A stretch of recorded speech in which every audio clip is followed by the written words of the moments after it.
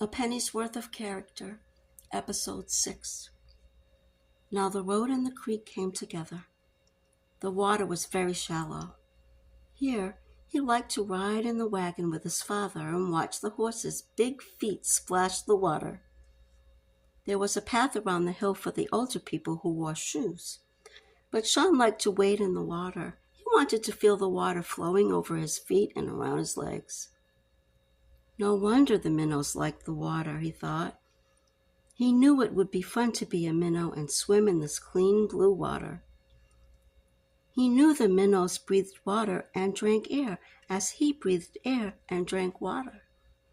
He'd like to try their way of life if it weren't for the snakes. There were these awful snakes that would be waiting to swallow him if he were a minnow. As he waded down the valley stream, he was careful not to splash water. He was afraid he'd get his paper sacks wet.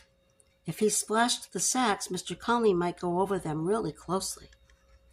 And if he did, he might find a hole in number 7. Sean saw a flat rock in the bottom of the stream on the slate bottom, and he pushed it with his toe. A crawdad came from under it. It swam backward, pulling the water with its fan-shaped tail. It had a pair of little pincers with pink ends and raised these up in the water when it swam.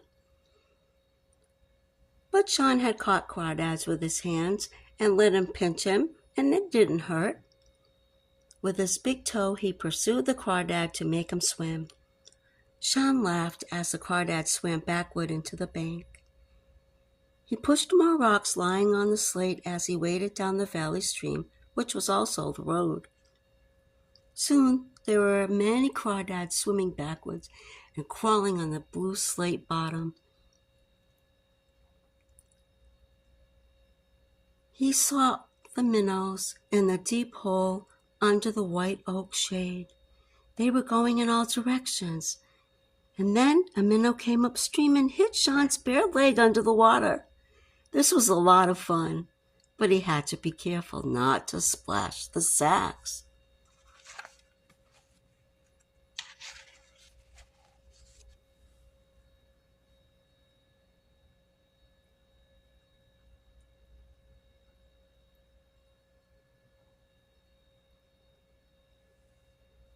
At the very spot where the road left the valley stream and got back onto the dirt again, Sean saw a big brown and black checkered object with a long black scaly neck and a little bony head.